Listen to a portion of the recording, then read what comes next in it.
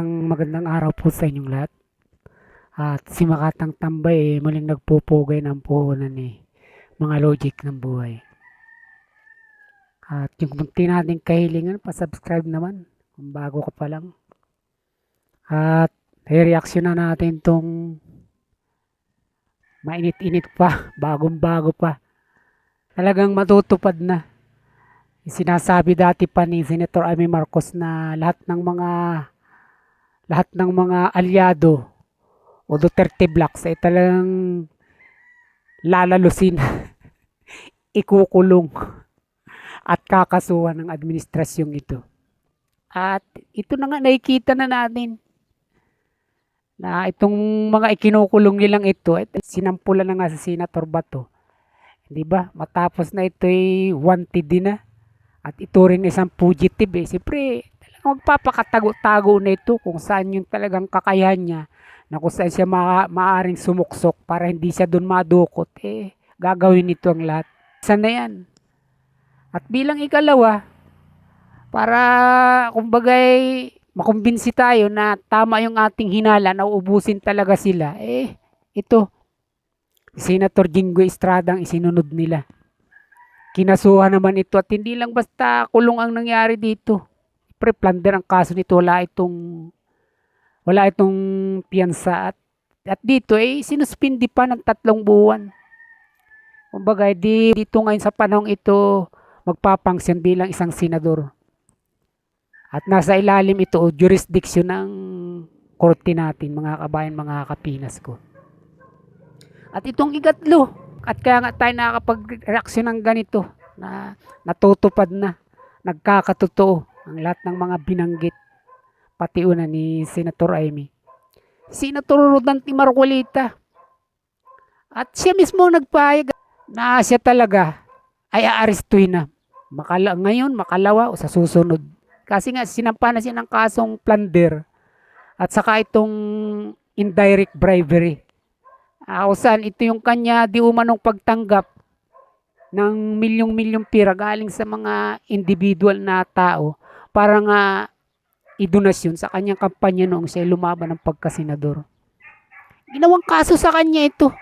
At hindi nga natin to magilap kung paano to naging plunder. Yung hindi naman kaba ng bayan ang napasa kamay niyang ito. Kung totoo nga ito na nagkaroon siya nito. At mga private individuals itong pinagmulan nito para nga tulungan siya at ikampanya ngayon nung itong nakaraang midterm election itong 2025.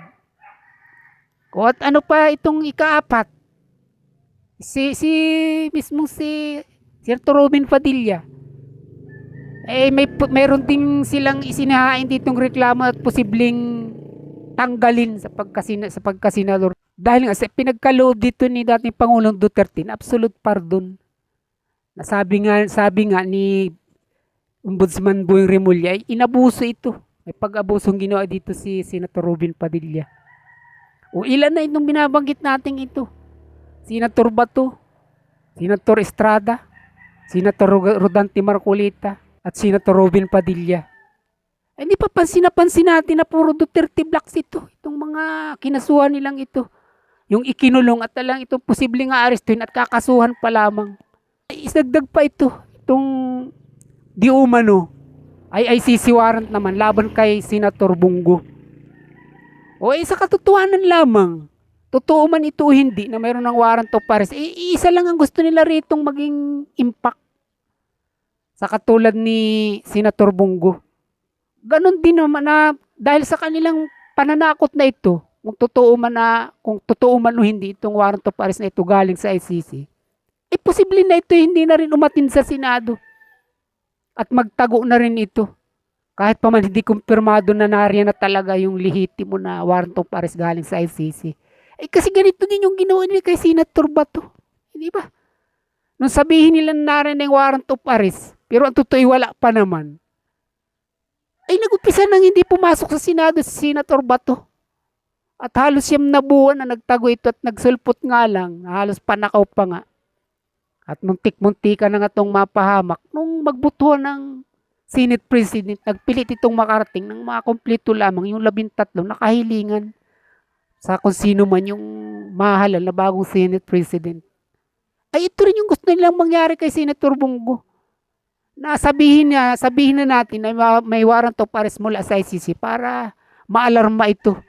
At malamang, edi mag-absent na rin at hindi na rin magpakita sa Senado. At nakita na natin yan, hindi ba?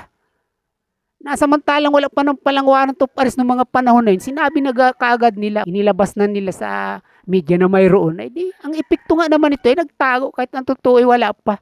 At ilan na ito na iniisa-isa nilang ito at pansinin ninyo na lahat puro Duterte Black itong mga kinakasuhan nila at naikulong na. O ay talagang walang kaduda-duda na nagaganap at nangyayari. At sa panahon natin ito nakikita, mga pagkilos na ito at pag-ataking ito ng administrasyon sa kanyang mga kalaban sa politika, itong napipintong impeachment trial, nagaganapin nga dyan sa Senado. Di ba, dinadala kasi nila yung narratives dun sa kung saan kung ano yung present na senador, ayun lamang yung may karapatan na bumuto kung ano man yung mga i-amid nila na mga rules diyan. Kinakailangan yung naroon lamang, hindi ba't nung una na nag-motion sila na dapat ay kahit wala doon yung isang senador ay pwedeng makilahok sa pamagitan ng electronic voting o kaya yung biasum. O ay, hindi nga sila rito nagkaigit, nag-walk out itong mga minority ng mga panahon na yan. At ganito, kinukumplito nila na para mangyari na sa panahon na samantalang nagaganap ang pagdinig ng impeachment ni Sara Duterte dyan sa Senado, ay talagang wala yung minority senators na mas kilala na Duterte Blacks. Pansinin nyo na inuubos nila. Samantala sa kabila ng lahat na kung katiwalian o kung kaya pagnanakaw o mga anomalya ang pag-uusapan, napakarami naman na dapat nilang unahin. Unang-una si dating Speaker Martin Romualdez. Bakit ito nananatiling safe at ligtas sa panahong ito? Samantalang ito yung talagang itinuturo, napakalaki na ng ginampan ng papel nito sa 3 taon na ito na mga korupsyon ng ating mga national budget na nangyari. 2023, 2024 at hanggang 2025 mga kabayan ko. Pero tingnan niyo ang pinili nilang kasuhan at sa panahon lamang na ito na kung saan ay napipinto na nga na mag-umpisa ang paglilitis kay Sara Duterte. Sa pagkakataong ito, tumbo yung kanilang plano at balak na talagang manipulahin ang lahat ng proseso kung ano man yung maaring maganap, kung ano man yung nakatakdang maganap, na sila mismo yung magtitimon ng mga pagdinig na ito. Siyempre kung uubusin mo at matitira lamang dyan naman mga 4 o 5, hindi ito magkakabusis talaga para banggain itong malakas na busis ng majority na 13. At pagkatapos ang pinipili pa nila, alam naman natin, itong napakalakas na argumento dapat na si Senator Rodante Marcolita, ito yung ikukulong din nila at kakasuhan. At saka talaga magdududa at magtataka ka kung bakit itong pagkasuspended, tamang-tama lang pagkasuspended kay Senator Jinggoy ay 3 buwan. Napapansin natin na itinatapat lamang na talagang habang sa mga panahon na ito, 3 buwan na ito na darating, ay narin yung mga panahon na paglilitis kay Sara Duterte dyan sa Senado.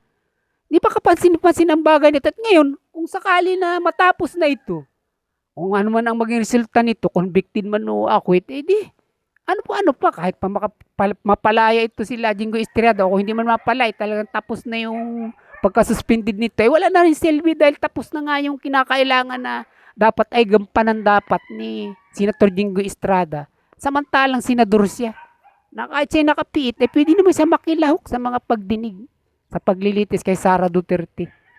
Pero dahil nga minamanipula nila, ito yung nangyayari. At na talagang tama, naubusin talaga itong mga Duterte Black o lahat ng mga pumapanig at kaalyado ni Duterte. Ito talaga yung uubusin ng administrasyong ito. Kung saan ito yung talagang hadlang, napakalaking hadlang sa kanilang mga layunin at hinahangad ngayong 2028 presidential election. At maging dito sa mga pagdinig na dapat sana ay magsisiwalat ng buong katotohanan na ito rin yung kanilang sinagkaan dito. Ito pa, pinipilit nila na isa pa rin manipulahin itong mga pagdinig dito sa Blue Ribbon Committee na ngayon ang chairman na yung mismong akusado pinagbibintangan sa committee na ito, na kung saan ito dapat yung talagang pinapaniwalaan natin na nalulutas at maglalantad kung sino talaga yung mastermind itong nakawan na ito na hanggang ngayon wala talagang matukoy. At kung mayroon man ay pinipilit ito lantaran na pinagtatakpan ito, mga kabayan, mga kapinas ko. At ngayon, anong susunod na hakbang ang mangyayari dito? Kung sila ang masusunod niya sa Senado at paubos talaga itong Duterte Black, ay sa ano't ano man, maamyendahan nilang mga rules na sa tingin nila ay makapagpapabagal, magiging hadlang para si Duterte ay convict nila, ay magagawa nila ng paraan. At isang bagay na nga rito, hindi ba yung madalas natin ang mapag-usapan at binabanggit ko sa mga video ko, sa mga pagla-live ko. Eh itong pinapalutang nila ngayon, nababawasan na yung itinatakda ng saligang batas na 16 votes o 2/3 ng mga senador ang kinakailangang makuhang boto para i-convict ito si Sara Duterte. Binabawasan nila at uubusin nga nila itong mga Duterte Black nang sa ganun hindi makalahok. Di palulutangin nila kung yun nga naman ay magiging 22 na lang o magiging 20. Hindi na 16 votes yung gusto nila rito ngang mangyari. Kung di aamyendahan nila ito, kung sino na lamang yung mga senador na present sa mga pagdinig na ito. Yun na lang ang kanilang pagbabasihan. Di ba kung magiging 22, 20 man yan, malamang na yung 16 maging 15 o kaya maging 14 na senator na lamang para ganap na makonvict ito yung Sara Duterte. Napakarami ng mga balakin, mga kabayan ko. At lahat talaga gagawin nila, ibibind talaga nila ang law para lamang mangyari ang mga bagay nito. At napakaraming pagkakataon na nating nakita at napatunayan na nagtatagumpay sila kahit napakaraming reklamo ang inihaharap sa kanila. Kasi diba may karanasan na inineklara sila ng Supreme Court sa ginawa nila na unconstitutional. Pero nagpapatuloy pa rin sila. Hindi sila napapagod, hindi sila nahihiya sa taong bayan kahit ganun yung mga nagiging resulta ng kanilang mga pinagagawang ito para sa mga kalaban nila sa politika.